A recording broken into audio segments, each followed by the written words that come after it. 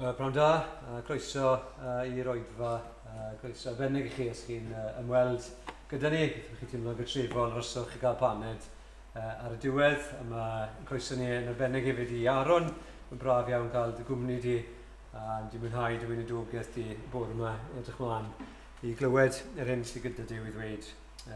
Wrthon ni trwy ti heno, a dymuno bendith dew arno ti Aron fel gweinidog a dros y teulu a dros yr eglwys yn pen fel gyfyrddin. Gwyddio fyddwch chi'n gweld llwyddiant un o Duw yn cael ei wgwneuddu yn y dre yna a'r ardal yna. Mae gwrgwyddi yma nos Fawrth am 28. Fel arfer gyda nos Iau bydd Wyn yn trafod emyn dros Zoom. Clybiau wedyn fel arfer nos Wener. Mae casgen y mis gyfer gwaith mudiad y Fengyloedd Cymru, a mae Catrin mynd i ddod i siarad am y gwaith yn nes mlaen yn yr Oedfa. Chi'n gweld fyd mae yna lyfrau ar y bwrdd fyna. Wnaethon ni gael sgwrsi i oedolion bore yma, a meddwl am fywyd a llyfrau a gweinidogaeth Tim Keller sydd oedd yn bregethwr adnabyddus yn America. Nifer ohono ni wedi darllen i lyfrau fe. Felly, mae llyfrau yna, os ych chi eisiau menthyg un, ewch ag un, byddwn ni annog chi i wneud os oes yna un sydd yn newydd i chi. Just bod chi'n dod o fe nôl, dim ots dy fi o gwbl, bod chi'n menthyg lle. Ych ni weddiog. Diolch i ti o arglwydd am gymaint o beth y da ni wedi mwynhau yn ystod y dydd, a bod y cyfan yn dod oddi wrtho ti. Mae dden ni bod ni cymryd peth yma yn aml yn ganiataol. Ni yn diolch i ti nawr. Diolch am ddisil. Diolch am gyfle i orffwys. Diolch bod e'n ddwrnod gwahanol. Gyfle ni i ddod a mwynhau cwmni'n gilydd, ond yn fwy na hynny. I roi diwrnod i feddwl amdano ti, i ddoli di, i ddod at yn gilydd, i ddysgu beth sydd gyda ti, i ddweud wrtho ni. Ac ni'n diolch i ti bod y neges yn newyddion da. Fel ni'n clywed bore yma, ni gael yn atgoffa bod ni yn gaeth i bechod. Diolch mai, nid ni sydd wedi geisio di, ond ti sydd wedi'n ceisio ni. A dangos dy ras di, dy trigaredd di, drosodd a throsodd. Ni'n meddwl am yr emyn yna, trigaredd rwy'n ei cheisio, a'i cheisio eto nawr. Trigaredd i mi dyro, rwy'n marw. Ones caf, a diolch i glywais gynt fod Iesu a'i fod e felly nawr yn derbyn publicanol da ffechyduriaid mawr. Rwy'n gyddio arglwydd bydde rhywun o newydd yn dod at Iesu Grist heno ac yn ymddiried yn llwyr ynddo fe fel gwaredwr. Rwy'n gyddio nawr ar i ti roi yr ysbryd cywir i ni, yr ysbryd addoliad, ni yn darllen y gair, ni gydweddio. Byddwn ni wir yn cydweddio. Ac wir yn dy geisio dy bresenoldeb di. Ti'n rhoi'r syched na i ni am dy gwmni di, ac am dy fendith di. Bydd gyda Aron nawr a gwyrra unrhyw glynder, unrhyw beth arall sy'n gallu bod yn rwystr. Ac yn gofyn ar i ti, yn bendithio ni, ond yn fwy na hynny, gogyneddu dy enw. Yn plith ni, yn y ddinas yma, yn Nghyfyrddin, ac mewn gymaint o lefydd eraill. So felly yn agos at yn calon ni, yn gwyddio bydde Cymru eto yn deffro ac yn clywed ac yn ymateb ac yn dod at Iesu Grist. Amen.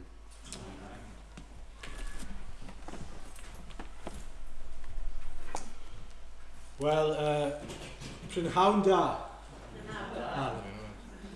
Grêt, falle bod chi'n fwy effro erbyn hyn. Mae'n hyfryd cael bod gyda chi unwaith eto. Mae'n hyfryd cael dod i geisio'r arglwydd gyda'n gilydd, i foli'r arglwydd gyda'n gilydd wrth gwrs, a mae wir yn fraint i gael dod ag agor y gair gyda chi.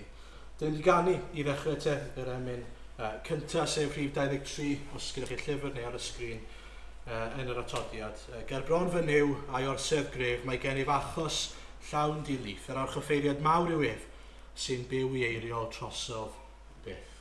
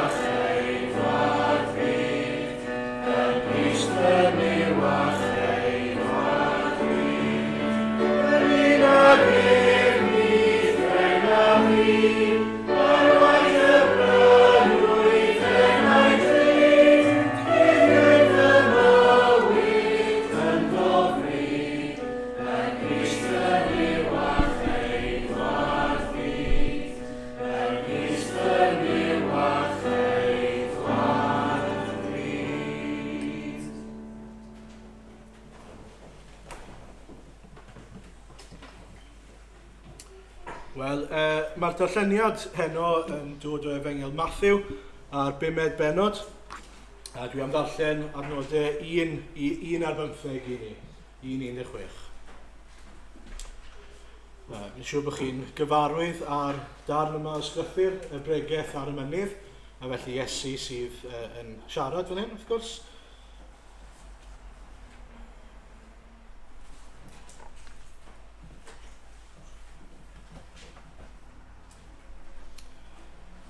Mathew 5. Pan welodd Iesu y tyrfaoedd, aeth i fyny'r mynydd, ac wedi iddo eistedd i lawr, daeth ei ddisgyblion ato. Dechreuodd ei hanerch a'i dysgu fel hyn. Gwyn ei byd yr rhai sy'n glodion yn yr ysbryd, oherwydd eiddynt hwy yw teyrnas nefoedd. Gwyn ei byd yr rhai sy'n galaru, oherwydd cant hwy ei cysuro. Gwyn ei byd yr rhai addfwyn, oherwydd cant hwy etifeddu'r ddeiar. Gwyn ei byd yr rhai sy'n newynu a sychedu am gyfiawnder, oherwydd cant hwy ei digon. Gwyn ei byd yr rhai trigarog, oherwydd cant hwy dderbyn trigaredd. Gwyn ei byd yr rhai pur ei calon, oherwydd cant hwy weld Duw. Gwyn ei byd y tangnefeddwyr, oherwydd cant hwy ei galwn blant i ddiw. Gwyn ei byd yr rhai a erlidiwyd yn achos cyfiawnder, oherwydd eiddynt hwy yw teyrnas nefoedd. Gwyn eich byd pan fydd pobl yn eich gwaradwyddo a'ch erlyd, ac yn dweud pob math o ddrygau'r celwyddog yn eich erbyn, o'm achos i.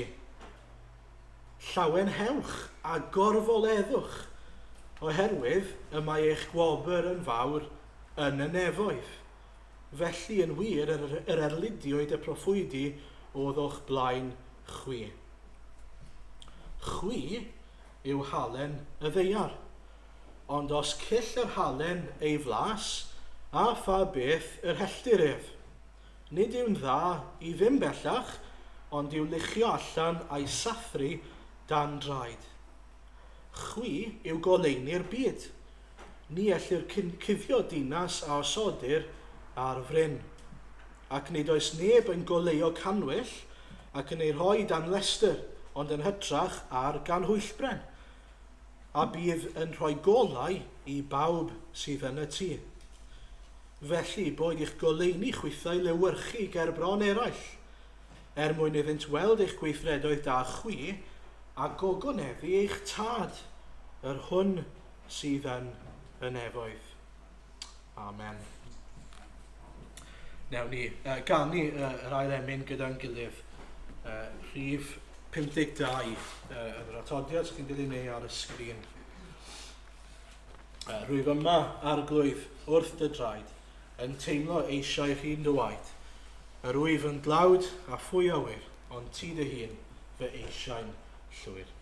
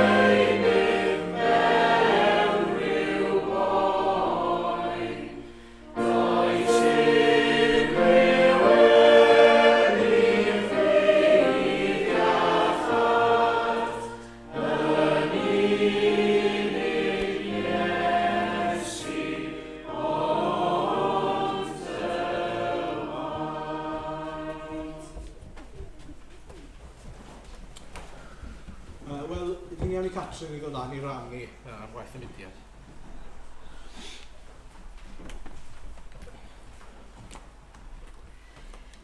Felly mae casgliad mis yma yn mynd at waith Mudiad Efengylau Cymru. Jyst i wneud un peth yn glir, dwi ddim yn gyflogedig gan Mudiad Efengylau Cymru, dim mwy, felly fi ddim yn dweud hyn mwyn cael bonus na comisiwn gan y mudiad, ond mae'n hyfryd gallu rannu gyda chi am waith y mudiad. Bydd allai ddweud yn hyderus bod bob un sydd yma pnawn yma wedi elwa mewn rhyw ffordd o weinidogaeth amrywiol Mudiad Efengylau Cymru. Os nad yn uniongyrchol, ni'n eistedd dan weinidogaeth Emyr a Aron heno, a fi'n meddwl bydden nhw'n dweud bod nhw wedi elwa o weinidogaeth y mudiad, felly trwyddi nhw yn uno hefyd yn elwa o weinidogaeth y mudiad. Allen ni falle rhannu gweinidogaeth y mudiad mewn saith ffordd. Ni gyd yn ymwybodol falle o'r gwaith y gwersylloedd, gwaith ymysg y plant a'r bobl ifanc. Yr haf yma fydd yna 2 wersyll Cymraeg yn digwydd a mi fydd yna 10 gwersyll Saesneg yn digwydd mewn gwahanol rannau o Gymru. Ar hyn o bryd mae'r mudiad yn hysbysebu am weithiwr i weithio gyda creu adnoddau ar gyfer plant a pobl ifanc ac i gydlynu y gwaith, falle mae hwnna'n rhyw ddatblygiad newydd i ni gofio amdano fe. Rhan arall o waith y mudiad yw'r cynadleddau, wrth gwrs, y cynadledd Gymraeg a'r cynadledd Saesneg. Yn yr haf, lle i ni fynd i gael yn annog yn y gair, derbyn athrawiaeth iach a cael cymdeithas a cwrdd â Christnogion o wahanol rannau o Gymru, falle rai Christnogion mewn eglwysi bychan iawn, lle dyn nhw ddim yn cael llawer o gefnogaeth a mae dod i'r gynhadledd yn hwb mawr iddyn nhw. Rhan arall o weinidogaeth y mudiad yw'r cefnogi gweinidogion. Mae hynny'n digwydd mewn sawl ffordd, cynhadledd Saesneg a cynhadledd Gymraeg. Mae cynhadledd Saesneg newydd digwydd wrthnos diwetha. Rhwng 80 a 100 o weinidogion yn mynychu'r gynhadledd yn Bryn y Groes. Ac yn yr Hydref mae yna gynhadledd Gymraeg tua 15 i 20 yn mynychu y gynhadledd yna. Maen nhw'n ymwneud â gwaith hyfforddi gweinidogion hefyd, cwrs diwynyddol. Pan oedden ni yn Bryn y Groes, o'n i cael y fraint o'i cael nhw ato ni am wythnos yn y Pasg a wythnos yn yr haf. Gweinidogion yn cael ei hyfforddi mewn cwrs preswyl, cwrs 3 blynedd, tua 15-20 o fyfyrwyr ar y cwrs yna, cwrs 3 blynedd, ynghyd ar wythnosau preswyl yn cael gwaith darllen a sgwennu traethodau ac ati. Mae'r gwragedd gweinidogion, maen nhw'n cael gweinidogaethu iddyn nhw mewn cynadleddau a cyfarfodydd Zoom. A mae'r ffurf Swan yn arbennig yn gyfrifol am fugeilio gweinidogion. Pan mae problemau yn codi, a fi'n gwybod bod yna werthfawrogiad mawr yw'r gwaith mae e'n wneud ymysg y gweinidogion. Rhan arall o waith y mudiad wrth gwrs yw'r efengylu. Mae hwnna'n digwydd mewn sawl ffordd, ymgyrch yn yr Eisteddfod, ymgyrch yn y sioe frenhinol ar ddiwedd y mis, ymgyrch yn Ngwyl y Gelli. Mae yna apel ar hyn o bryd am bobl i helpu yng Ngwyl y Gelli a'r Steddfod Genedlaethol. Mae'r mudiad yn cyhoeddi cylchgrawn efengylu, holi, fel arfer adeg nadolig i ddosbarthu a tystiolaethau a negeseuon clir a syml am yr efengyl yn y pethau yna. Fi'n siŵr bod nifer ohonon ni wedi darllen y cylchgrawn efengylaidd a'r cylchgrawn Saesneg efengyledd am yr gwaith cyhoeddi. Mae Eryl Davies newydd gyhoeddi llyfr Breeze from Heaven yn sôn am y fendith fuodd yng nghanol blynyddoedd canol y ganrif ddiwetha a'r mudiad sydd wedi cyhoeddi hwnna llai argymell y llyfr yna yn fawr iawn. Ac yn olaf, ond nid yn lleiaf, mae Bryn y Groes wrth gwrs yn gweinidogaethu i amrywiaeth o bobl. Fi'n siŵr bod chi'n gwybod am y gwaith gwersylloedd sy'n digwydd yna, ond yn ogystal â hynny mae'r cenedleddau, mae'r gwaith gyda myfyrwyr, gwaith gyda ysgolion, gwaith gyda eglwysi sydd fewn cyrraedd i Bryn y Groes yn dod am genedleddau undydd neu penwythnos. Bydd 4 o'n plith ni yn mynd yfori i wyliau yn Bryn y Groes. Fi'n eiddigeddus iawn, tyma fe cuddion y ces. So mae'r gwaith yn Bryn y Groes hefyd yn agwedd arall o'r gwaith. Jyst i wneud un peth yn glir, fi'n meddwl mae'n gam argraff, mae yna rai pobl yn meddwl taw enwad yw mudiad efengylaidd Cymru, enwad i eglwysi efengylaidd. Dyw hynny ddim yn wir, mae'r mudiad efengylaidd yn gweithio gyda unrhyw un o unrhyw enwad sy'n glir ar efengyl ac yn hapus iawn i gefnogi yr eglwys Gristnogol gwir eglwysi yng Nghymru. Felly, ambell i beth i weddio amdano fe felly. Y dystiolaeth yn y sioe a'r Steddfod, yr gwersylloedd fydd yn digwydd yn yr haf, y bydd Duw yn gwarchod y gwaith. Jyst pwynt i nodi, mae'r gwersyll iau yn dal yn chwilio am un swyddog bachgen, lle ni weddio am hynny. Gweddio'n fendith a gwarchod Duw ar y gwaith yna. O ran Bryn y Groes, os allwch chi gofio am Steve a Deb, sydd wedi cychwyn ar adeg prysur iawn o'r flwyddyn i ni gynnal nhw yn yngweddiau. A hefyd falle staff y mudiad, maen nhw'n gwneud gwaith diwyd yn gweithio'n galed iawn. Mae Steph a Rebecca yn y swyddfa yn y gogledd, mae Mark Thomas yn prif weithredwr, mae'n wraig, mae'n Nghaerdydd sy'n gweithio rhan amser gyda'r ochr cyllid ynghyd â nifer o bobl eraill. I ni gofio amdanyn nhw eu cynnal nhw, y gweddio iddyn nhw gael eu calonogi yn y gwaith a cael doethineb yn eu gwaith. Diolch yn fawr.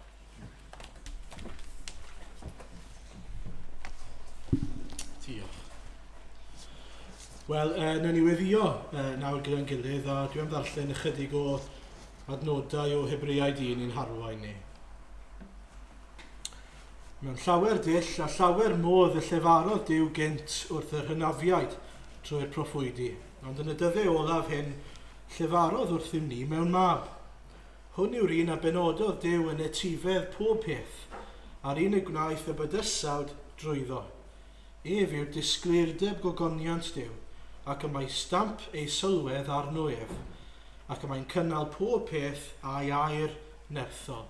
Ar ôl iddo goflawni puredigaeth pechodau, eisteddodd ar ddeheulawr mawr hydy yn yr uchelder, wedi dyfod gymaint yn uwch na'r angylion, ac y mae'r enw ar y tifedd yn rhagorach na'r eiddynt hwy. Ein tad yn y nefoedd, ni'n diolch i ti yn bod ni'n gallu dod nawr ger dy fron di yn enw Iesu Grist ac yn heifiant, y drwy heifiant Iesu Grist. I ni'n diolch i ti arglwydd yn bod ni'n gallu dod i dyfoli di, i fawrygu dy enw di arglwydd Iesu unwaith eto, yr un i ni newydd allan amdano, yr un etholedig, yr un sydd wedi darparu puredigaeth, yr un sydd wedi darparu moddion gras ar ein cyfer ni. I ni'n diolch arglwydd am yr arglwydd Iesu. I ni'n diolch am ei ddarostyniad. I ni'n diolch am ei fywyd perffaith a ffyddlon. I ni'n diolch am ei fuddod hyd at farwolaeth a'r groes. Ac i ni'n diolch am ei atgyfodiad. I ni'n diolch am iddo goncro'r bedd ac am concro angau, a fod e nawr yn eistedd ar dy ddeheulawd i o dad. A fod e yn parhau i eiriol troson ni, yn paratoi lle ar ein cyfer ni, yn y nefoedd, ac yn parhau i alw pobl at o fe hunan, hyd yn oed heddiw. I ni'n diolch arglwydd dy fod ti yn parhau i fod ar waith yn ein dydd ni. Maddau ni am anghofio hynny falle ar adegau ni, colli golwg ar hynny. Dy fod ti yn parhau yn ein dyddiau ni i alw pobl at ti dy hun.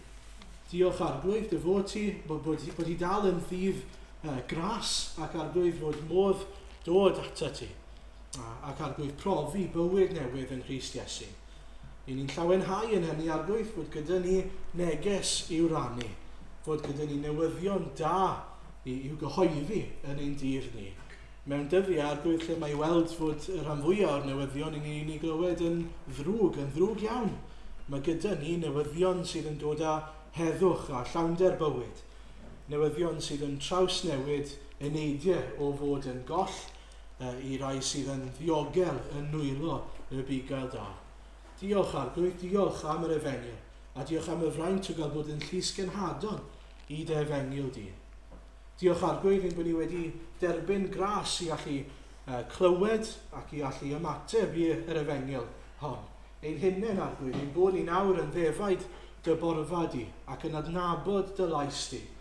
Diolch arglwydd wrth i ni ddod at y gair, dy air bywiol di. Dy fod ti'n siarad gyda ni, yn bod ni'n gallu adnabod eto sŵn dy lais di arglwydd ac yn gallu derbyn oddi wrtho ti heno eto. I ni'n diolch am y wyrth yma arglwydd. A dyn ni'n gweddio eto wrth i ni ddod at y gair mewn munud, y byddu di yn amlygu dy hunan i ni ac yn delio gyda ni yn ôl ein angen. I ni yn gweddio'n enwedig arglwydd i ti achub rhai o sgweli di'n dda, os oes na rai yma sydd ddim eto yn dadnabod di. Arglwydd, i ni yn diolch am ein gilydd, i ni'n diolch am yr eglwys, i ni'n diolch am fod yn un bobl dewisiedig i ti, yn briodferch i ti arglwydd. Ac i ni'n diolch arglwydd dy fod ti yn perffeithio dy eglwys nawr, dy fod ti yn parhau i'n paratoi ni ar gyfer yr hyn sydd i ddod, y wledd briodas gyda'n arglwydd Iesu. Ac arglwydd ni'n gweddio y bydd ein golygon ni ar yr arglwydd Iesu ac ar yr hyn sydd i ddod.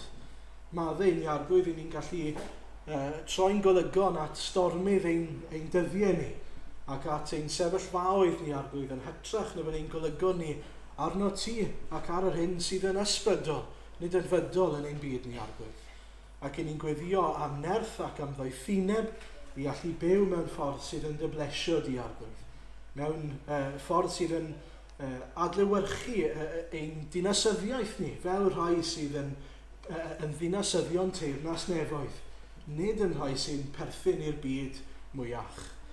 Helpa ni ysgweli di'n dda arglwydd, i gofio hynny, i beidio byw fel mae pobl eraill yn byw, ond yn hytrach i fyw fel dy blant di, fel rhai sydd yn blant y brenin mawr, brenin brenhinoedd ac arglwydd arglwyddi. Diolch arglwydd am gael byw i ti, am gael bod yn rhai sydd yn cyhoeddi Crist, ac arglwydd ni'n gweddio byddwn ni'n manteisio ar y fraint yna. Os ydyn ni'n colli cyfle falle arglwydd ni, ni'n teimlo embaras, maddau i ni. Ac arglwydd rho gyfleon o'r newydd i ni, i dystiolaethu amdano ti ysgweli di'n dda. Ac wrth i ni ddod at y gair yma arglwydd, ni'n gweddio unwaith eto bydde di'n rhoi golwg i ni o'r newydd o'r arglwydd Iesu ac o brydferthwch yr arglwydd Iesu ac o goniant yr arglwydd Iesu, ond hefyd arglwydd y byddwn ni yn cael gweld y rhyfeddod o fod yn eiddo i'r arglwydd Iesu wrth i ni roi'n hunain i ti. A felly arglwydd ni'n gweddio wrth i ni ddarllen y bregaeth ar y mynydd, wrth i ni fyfyrio ar dair di, y byddu di yn siarad â ni mewn ffordd clir iawn, ac y bydd y cyfan yn glod i ti, a mae canlyniad y cyfan yw y byddwn ni yn dy glodfori di fwy ac yn cael rhagor o olwg ar dy ogoniant ti, ond hefyd arglwydd y byddwn ni yn rhyfeddu arno ti ac ar dy deyrnas ti arglwydd, a byddwn ni yn troi'n golygon ni at yr angen i weld rhagor yn dod ato ti. Ni'n gweddio eto deled dy deyrnas a gwneler dywyllus yn ein plith ni yma ac arglwydd ar draws y byd. Ni'n cyflwyno'r eglwys sy'n cael ei erlyd i ti yn enwedig arglwydd. Ni'n gweddio dy fendith di a dy ofal di drostyn nhw a dy gynhaliaeth di ar ei cyfer nhw. Arglwydd ni'n gweddio drosto ni a byddwn ni'n sefyll yn gadarn beth bynnag y gost, beth bynnag yr ymateb, ac y byddwn ni'n rhai sydd yn tystio'n glir iawn i waith gorffenedig Crist.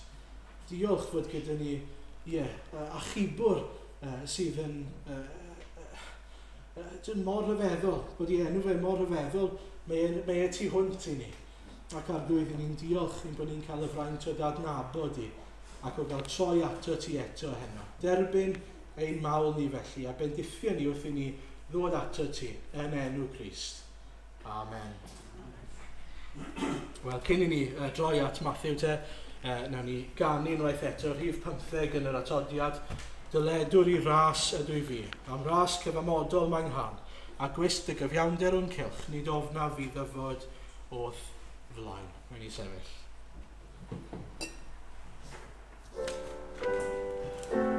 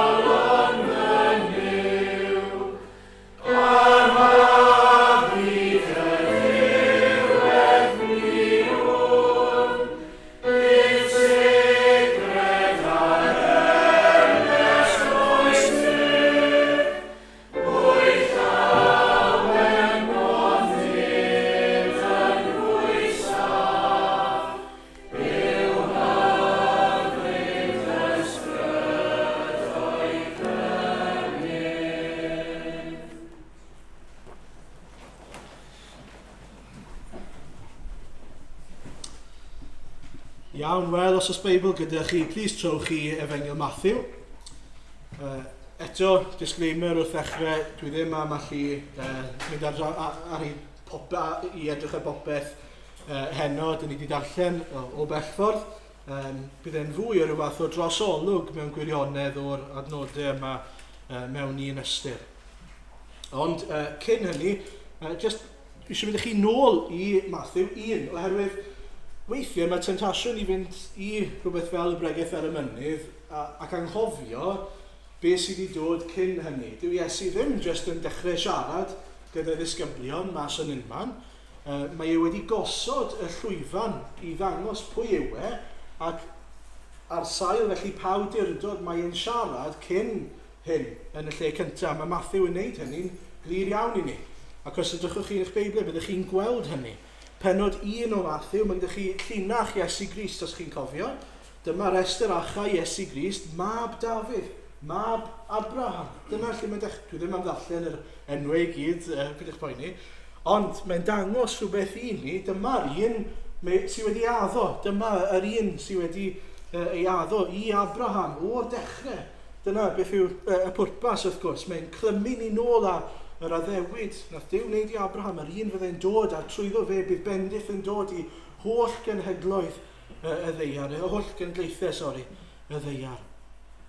A wedyn, diwedd penod 1, mae gyda chi Joseph nawr, yn gweld angel, os chi'n cofio, a Duw yn datguddio iddo fe beth fydd yn digwydd.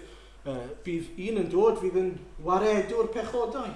Mae Iesu felly'n waredwr pechodau.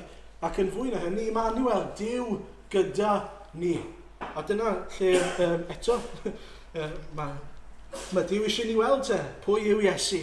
Mab Dafydd, mab Abraham, yr un sydd wedi cael ei addo, ac yna gwaredwr ein pechodau ni. Ac Emmanuel, Duw gyda ni. A wedyn mae gyda chi'r seryddion ym mhenod 2 sydd yn gofyn, le mae brenin yr Iddewon, y Mesia.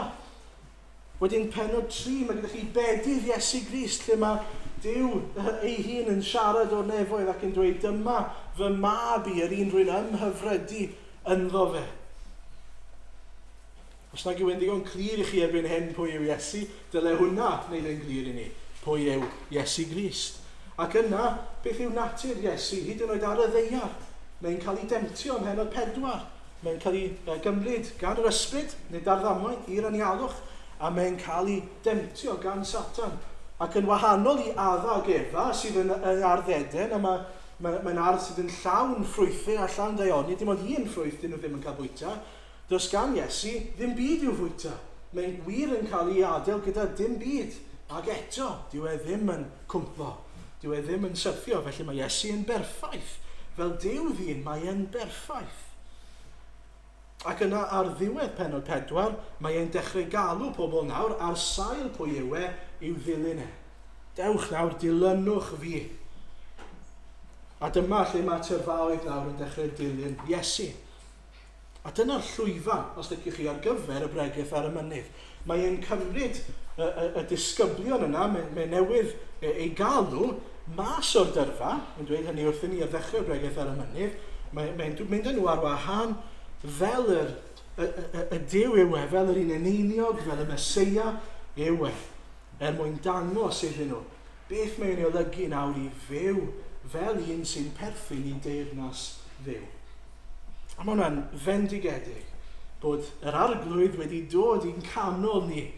Doedd y disgyblion, chi'n gwybod pwy oedd y disgyblion, maen nhw ddim yn bobl gret, maen nhw ddim yn bobl special, ac eto maen nhw'n cael y fraint o eistedd wrth draed Iesu Grist. Yr un peth ni heno, dyn ni'n dod at y gair, dyn ni'n cael y fraint o eistedd wrth draed Iesu Grist, a dysgu gan yr arglwydd beth mae'n olygu i'w ddilyn e, beth mae'n olygu i berthyn i Iesu Grist. A beth sy'n anhygoel yw fod ei iau yn ysgafn, nid yn drwm, mae e'n ysgafn. Nawr, rhai pwyntiau pwysig am y bregaeth ar y mynydd te. Mae e ar gyfer disgyblion Iesu Grist. Mae pawb yn gallu clywed y neges, mae'r neges i'w glywed gan bawb. Mae'n gret i chi wybod beth yw'r telerau os liciwch chi. Ond mae ar gyfer y disgyblion, y rhai sy'n eiddo i Iesu Grist. Mae hwnna'n bwysig bod ni'n cofio hynny. Wrth gwrs, maen nhw'n cael ei neilltuo fan hyn gan Iesu, ar y mynydd adnod 1 a 2, mae'n dweud bod e wedi neilltuo nhw a dechrau hannerch nhw a'i dysgu nhw ar wahân. Yn ail wedyn, mae Sinclair Ferguson yn galw y bregaeth ar y mynydd yn Christian Living 101. Hynny yw, beth mae'n ei olygu i fyw fel Cristion. Nid sut mae dod yn Gristion, beth mae'n golygu i fyw fel Cristion, a mae'n bwysig gwahaniaethu. Dydy beth mae Iesu'n dweud fan hyn ddim yn ein gwneud ni'n Gristnogion. Mae'n bwysig bod ni ddim yn cymysgu hynny. Mae beth mae'n ni'n darllen heno yn nodweddion sydd yn eiddo i'r Cristion ar ôl dod a profi gras Iesu Grist. Ac felly os nag ych chi'n Gristion, mae'n rhaid dod a gofyn i'r arglwydd am faddeuant pechodau ac i ddod a ildio'r hunan a'r cnawd i Iesu yn gyntaf. Yna mae'r pethau yma yn gallu bod yn wir amdano ni.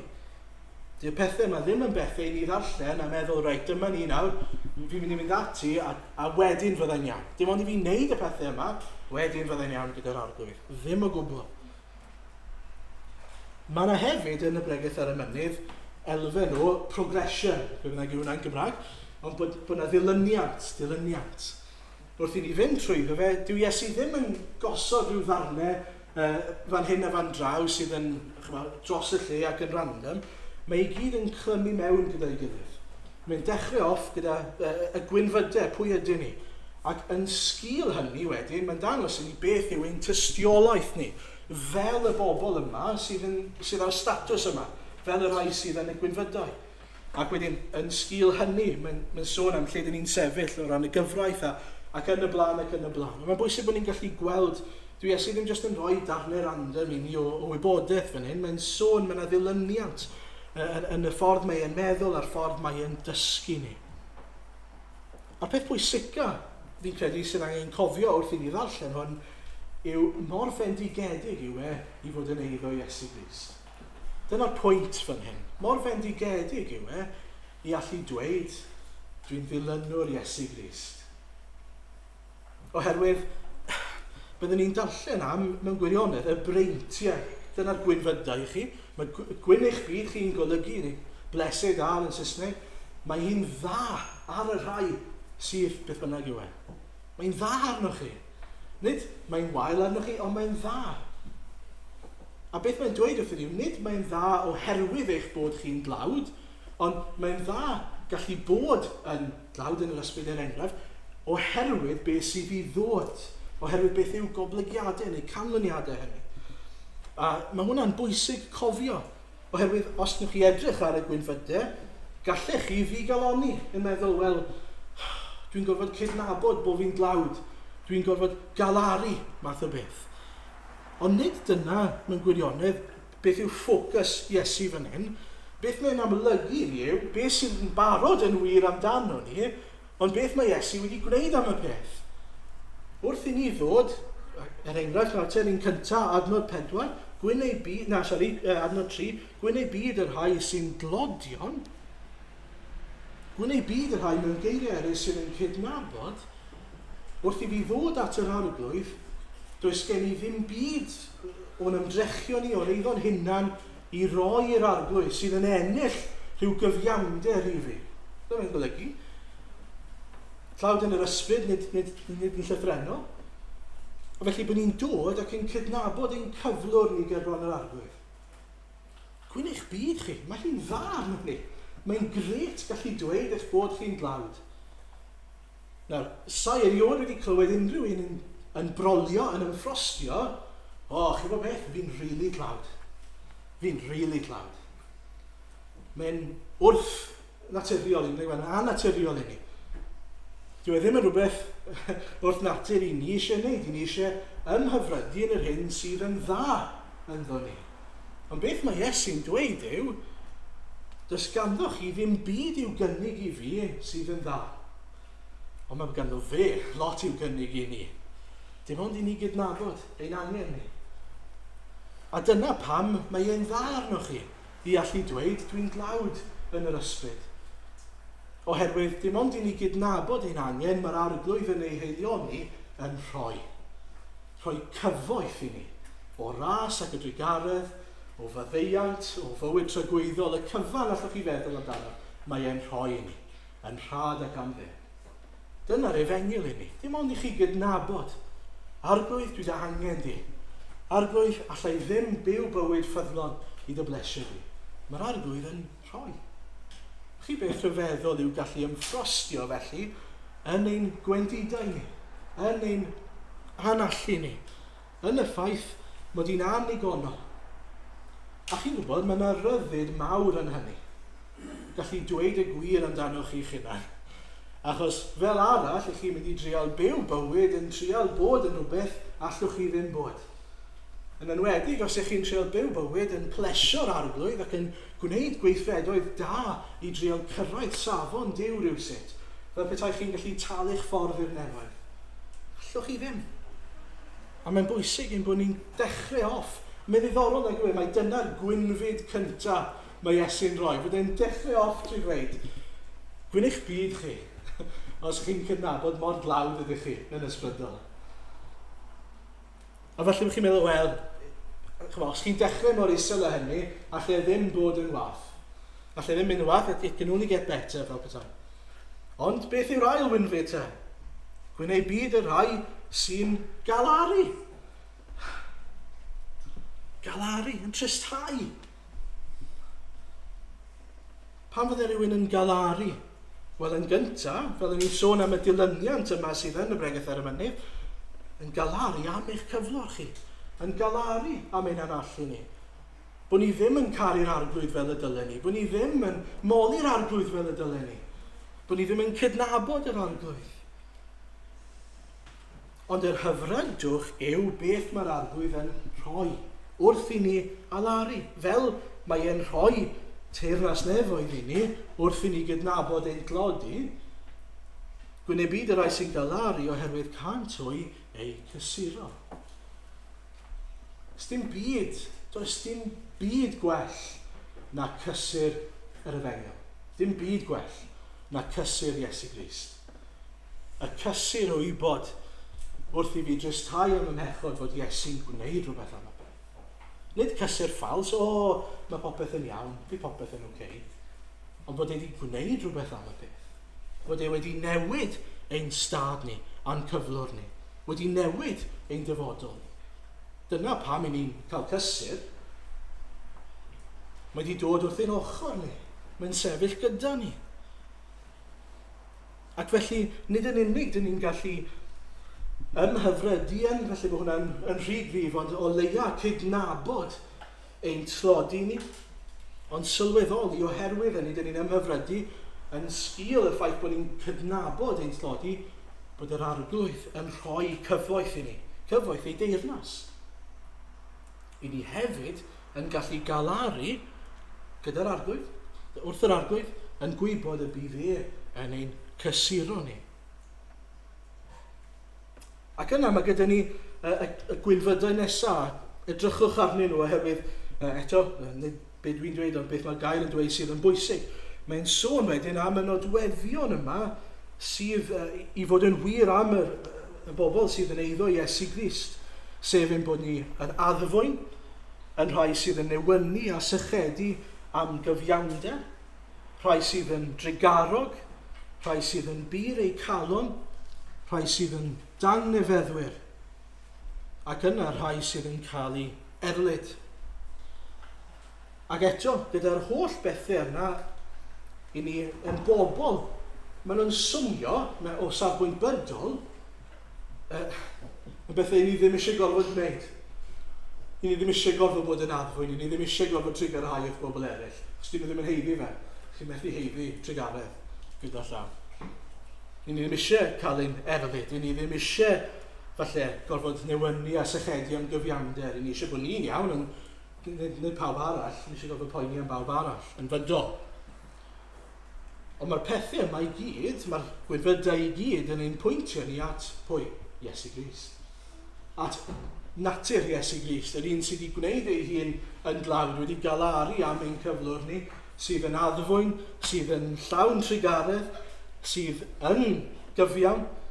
A beth mae'n dangos i ni yn y gwynfydau yw gwyn'ch byd chi os ych chi fel Iesu Grist. Gwyn'ch byd chi os ych chi wedi cael eich gwneud fel Iesu. Bod chi wedi derbyn calon byr i fod yn addfwy, yn drigarog, yn rhai sydd yn ceisio cyfiawnder. A nid rhyw gyfiawnder social justice yw hwnna, cyfiawnder gyda Duw. Gwneud byd chi, os ych chi wedi cael eich newid o fod yn un sydd yn poeni am eich hunan, i fod yn un nawr sydd fel Iesu Grist. Mae wedi rhoi natur newydd i ni. Gwneud byd chi. Mae hi'n dda arnoch chi, os ych chi fel hyn. A dyma'r nodweddion i ni am feithrin. Mae'r arglwydd wedi'n gwneud ni fel hyn. Ond mae eisiau ni ei meithrin nhw. Mae eisiau ni fod yn fodlon ei wynebu nhw. A falle mae'r her fwyaf yn y gwynfydau i gyd yw yr un ola. Sef bod ni'n cael ein erlyd. A mae'n ddiddorol oherwydd beth mae'n dweud yw, gwneud byd pam. Mae'n ailadrodd hwnna, nag yw e, y gwynfyd ola. Yr unig un mae'n ailadrodd yw'r gwynfyd ola, sgyn sylwi, ond gwneud byd pan fydd pobl yn eich gwaradwyddo. Nid os, ond pan. Mae'n ddiddorol iawn. Mae'n ddisgwyliad felly y bydd rhywun yn dod yn ein herbyn ni, rhyw rai yn ein herbyn ni. Bydd yna rai sydd yn gwrthod clywed a ddim eisiau clywed yr efengil. Pam? Wel, oherwydd mae'r efengil yn golygu bod ni'n gofod cydnabod gwendid, cydnabod anallu, cydnabod ein dyled ni i fyw. Gorfod cael eich darostol. A dyw hwnna ddim yn hawdd i'w glywed. Yw e? Dyw'r efengil ddim yn palatable i ofod dweud wrth rhywun, ti'n bechadur, fel wyt ti nawr, dwi ti ddim yn ddigon da. Ond mae'r arglwydd yn gallu defnyddio yn tystiolaeth ni. A mae dal angen iddyn nhw glywed gan obeithio a gweddio bydd yr arglwydd yn meddalu eu calonau nhw ac yn ei dwysbigo nhw ac yn gweithio drwy'r ysbryd i argyhoeddi nhw o'i pechod mwyn iddyn nhw fel adeg y Pentecost droi rownd a dweud beth ni'n fod i wneud te. Wrth iddyn nhw gael ei dwysbigo. Beth yw'r ymateb i ni fod cael nawr te? I'r ffaith mae oherwydd ein pechod ni mae Iesu Grist wedi cael ei groesoelio. Gwynfydau yn dangos cymaint i ni o pwy yw Iesu, ond pwy i ni nawr yn sgil pwy yw Iesu Grist. Ydyn ni'n llawenhau yn sgil hynny? Ydyn ni'n gorfoleddu? Yn ddiddorol, dyn ni i lawenhau y gorfoleddu, mi'n credu mae dyma sialens fwyaf i fi, adnod 12, llawenhewch y gorfoleddwch hyd yn oed pan ydych chi'n cael eich erlyd.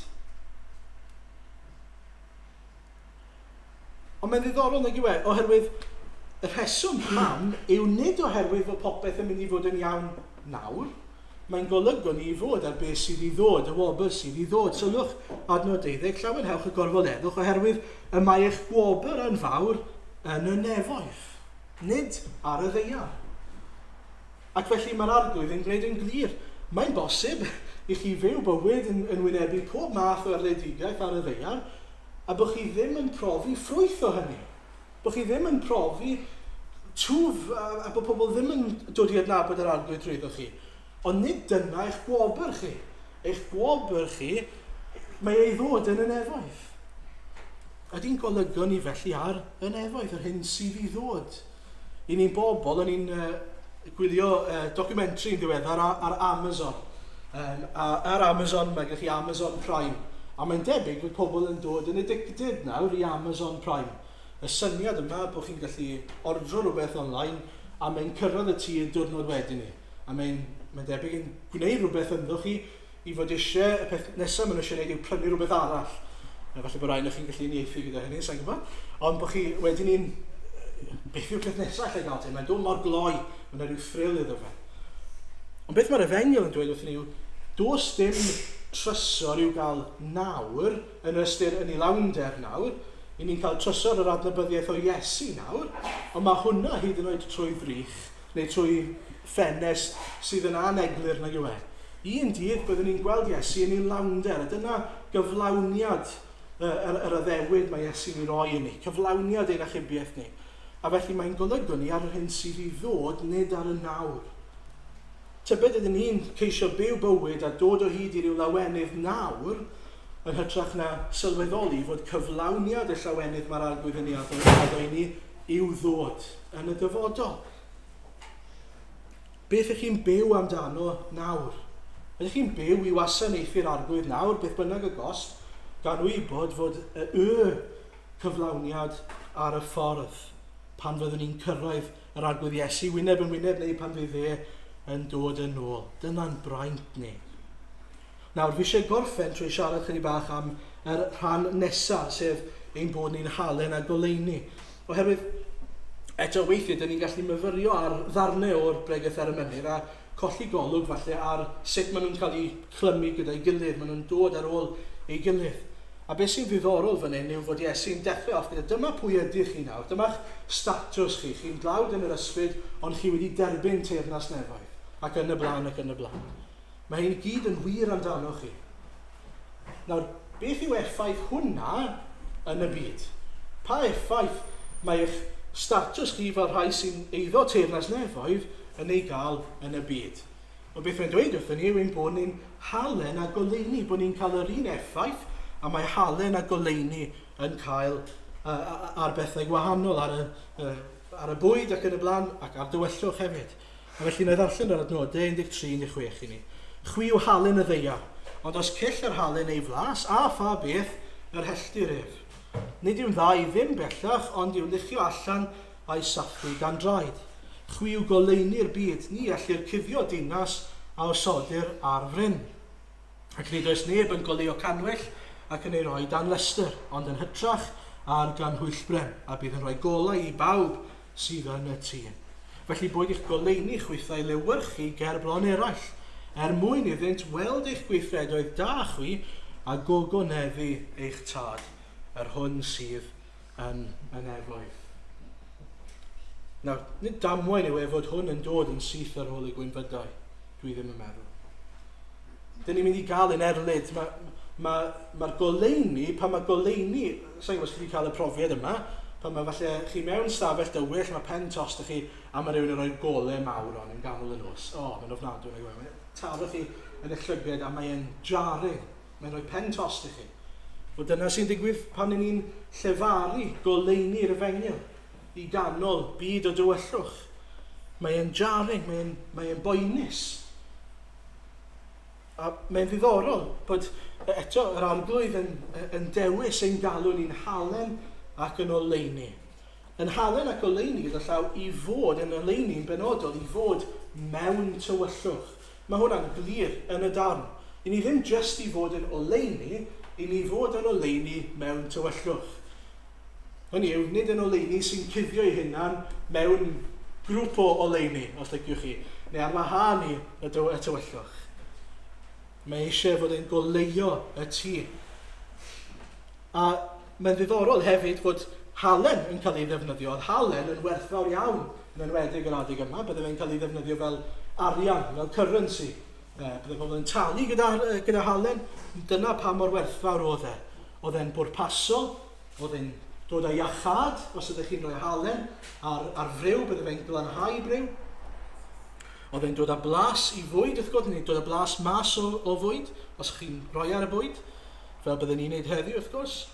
A bydde fe hefyd yn cael ei ddefnyddio i gadw bwyd, preserve, i gadw bwyd. Dydy ddim ffridge i gael pryd hynny, felly bydden nhw'n gorchuddio cig er enghraifft gyda halen mwyn iddo fe beidio pydru. Nawr, i ni mewn byd sydd yn pydru. A be mae Iesu'n ein galw ni yw halen. Halen. Pobl sydd yn rhoi blas ar fywyd. Pobl sydd o werth. Pobl sydd â phwrpas. A mae'n dweud mae y blas yma. Y blas yma sydd gyda ni. Os nag oes gyda ni'r blas yma, does dim pwrpas i ni. Os cyll yr halen ei flas, pa bwrpas sydd? Dim ond i'w daflu allan a'i sathru dan draed. O beth yw'r blas yma sydd gyda ni te? Wel, yr efengyl yw e. Yr efengyl yw e, Crist yw e. Dyna'r unig flas sydd gyda ni. Dyna'r unig beth sydd yn dod â llander bywyd i ni. Dyna'r beth sy'n newid y cyflwr sydd gyda ni yn y bywyd yma. Dyna'r unig obaith sydd gyda ni. Ac felly yr efengyl, ein tystiolaeth ni, a Crist ei hun, yw'r unig beth sydd gyda ni yw rannu gyda pobl eraill. Chymod, mae temptasiwn yn ein dydd ni i feddwl fod efengylu yn ymdebygu i cwnsela pobl ynglyn â'r ffordd maen nhw'n byw i bywyd. Bod ni'n troi at bobl, fi siŵr falle bod yna ffordd gwell i ti fewn ni. Os nag yn nhw'n clywed am Grist, does dim gobaith. Os nag yn nhw'n clywed am yr efengyl ac am eu cyflwr nhw yn sgil hynny, does dim gobaith iddyn nhw. A ges i'n herio ynglyn â hynny.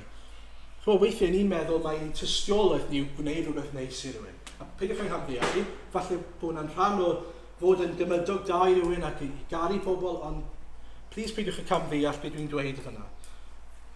Ond oni bai bod ni'n cyrraedd y pwynt yna, lle maen nhw'n clywed am Grist, does dim ffordd fy nhw ddod at yr arglwydd Iesu.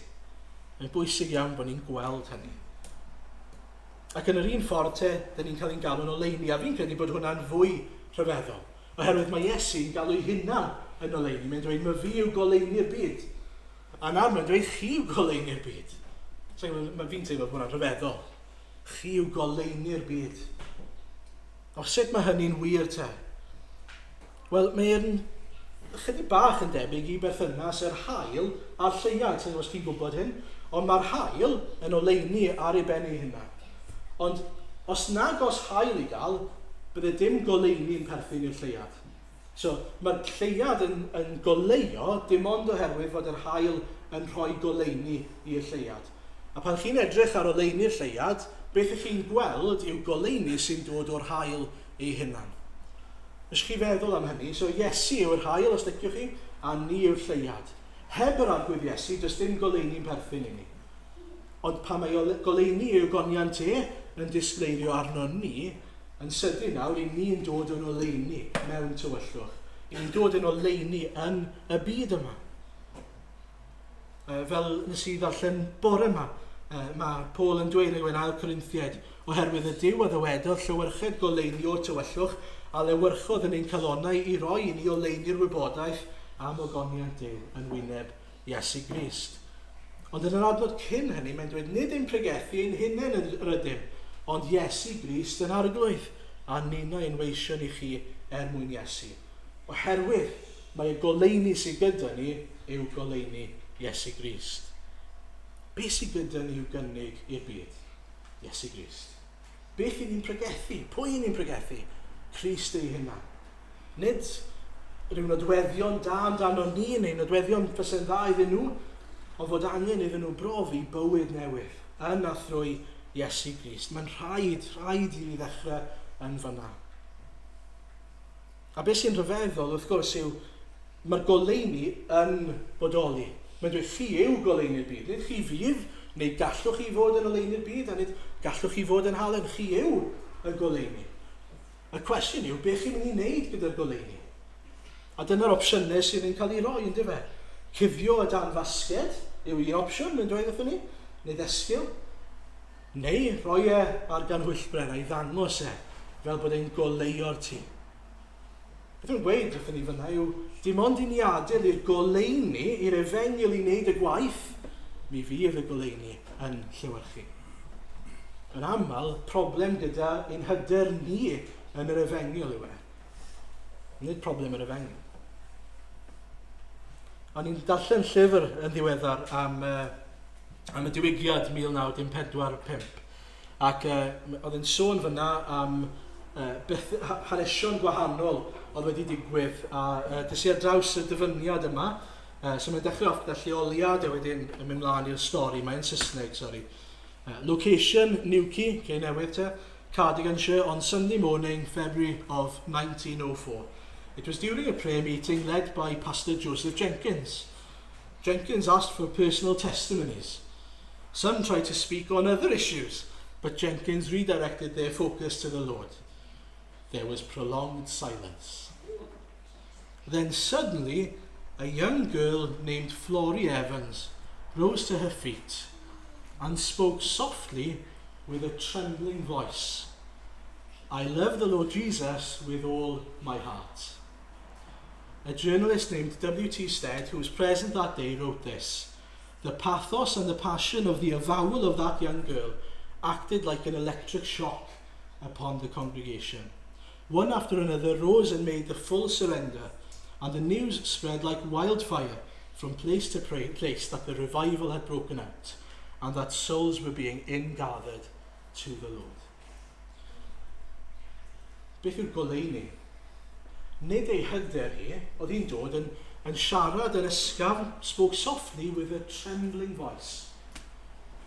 Ond mae beth mae hi'n dweud, beth mae hi'n cyhoeddi, sef ei chariad hi tuag at yr arglwydd Iesu, yn ei gwahaniaeth. Mae'r arglwydd yn defnyddio ei thystiolaeth hi.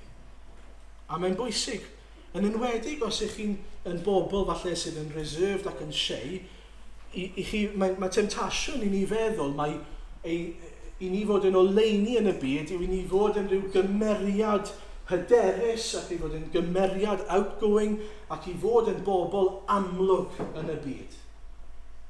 Na, bod ni'n ffyddlon yn pregethu Crist, yn cyhoeddi Crist. Beth bynnag mae hwnna'n edrych fel i chi.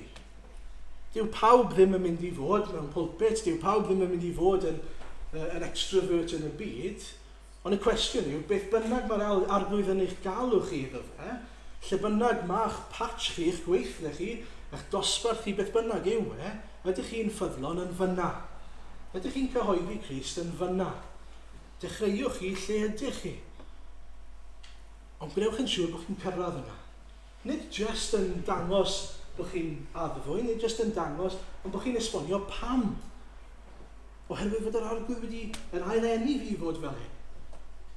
Nid oherwydd pwy ydw i.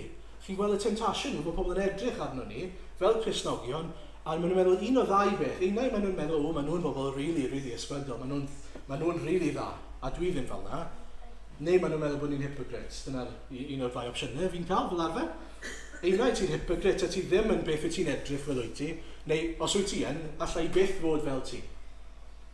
I ni ddim yn tystio'n ddigon effeithiol i rywun sydd yn meddwl ein bod ni fel yna.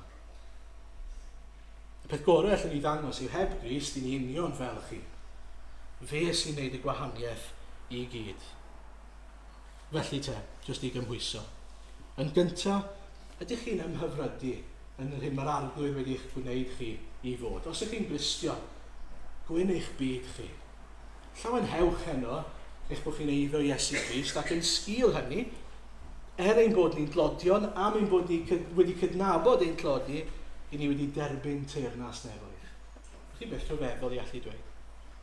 Ac wrth gwrs, wrth edrych ar y gwynfydau i gyd, bod ni'n gallu dweud, dwi wedi derbyn y pethau yma i gyd, trwy ras. Os nag ych chi wedi dod at yr arglwydd Iesu, edrychwch ar beth chi'n colli mas arno. Edrychwch ar beth chi'n colli mas arno.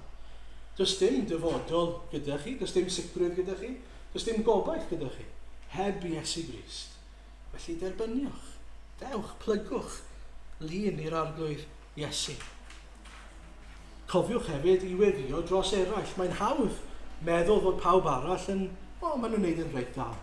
Maen nhw i weld yn eitha hapus, maen nhw'n weld yn eitha gyfforddus.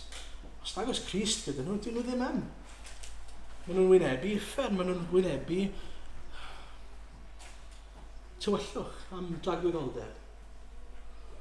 Cofiwch hynny. Yn eich gweddiau, cofiwch beth mae'r arglwydd yn ei gynnig fan hyn, a bod gyda ni rhaint o fod yn halen a goleuni i rannu hyn gydag eraill.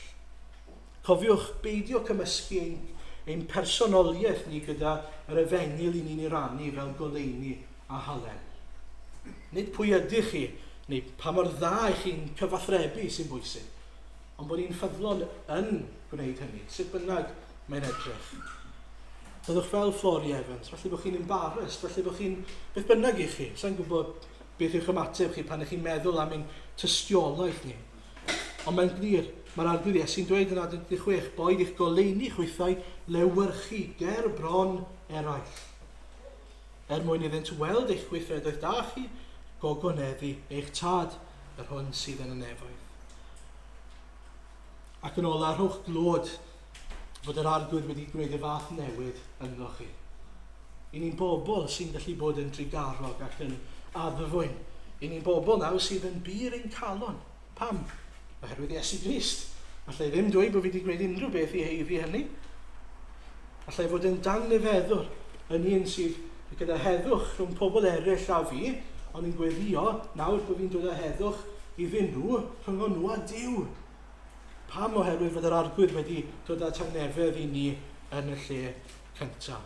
A gweddiwch y bydd y gair yma'n suddo i mewn i'n calonnau ni ac yn aros yna, fel bod ni'n rhoi clod i'r arglwydd am yr hyn wedi gwneud yn ein calonnau ni. Clod a mawl i'w enw fe a'i enw fe'n unig. Amen. Wel, ni'n mynd i ymateb trwy ganu yr emyn ola, emyn rhif 36 yn yr atodiad. O eglwys cod a gwisg darfogaeth di, gwrando alwad Crist ein brenin. Yr rhai oedd wan sy'n nawr yn dyrfa hi, cryfder Duw sy'n nerthyn byddin, a tharian ffydd a gwir o'n plaid, wrthodwn gelwydd yr unrhwg, cant cariad yw rhyfelgri'r fyddin gref wrth i'n geisio colledig. Yna ni, sefyll i ganu.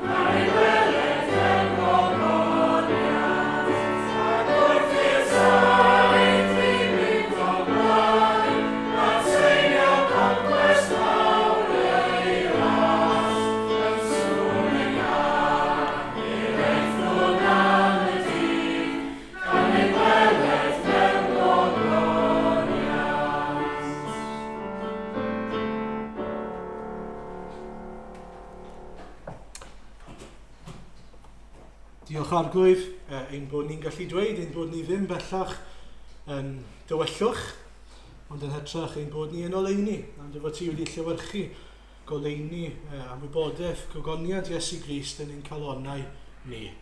Diolch Arglwydd am ein hachub ni. Diolch Arglwydd am ein rhyddhau ni, am ein cymodi ni, trwy dy farwolaeth di Arglwydd Iesu. A diolch dy fod ti yn mynd i'n cyflwyno ni yn sanctaidd a di fai a di fel ger bron y tad. Arglwydd un dydd pan fyddwn ni'n dyweld i wyneb yn wyneb. O arglwydd i ni'n llawenhau yng ngwaith Iesu Grist ac yn ni'n gweddio yn sgil hynny, yn sgil ein statws ni nawr, a byddwn ni'n adlewyrchu rhywbeth o pwy ydy ni fel dy blant di, fel y rhai sydd yn rhyddion yn wir, i rai sydd yn byw mewn caethiwed a mewn tywyllwch o'n cwmpas ni. Arglwydd, plis defnyddio ni, plis nertho ni, ac arglwydd, plis gogonedda dy fab trwy ein ififdod ni a trwy ein tystiolaeth ni. I ni'n gweddio am i ti symud yn rymus trwy ysbryd, yno ni a thrwom ni, ac i ni'n gofyn y cyfan mawl a gogoniant i ti. Amen.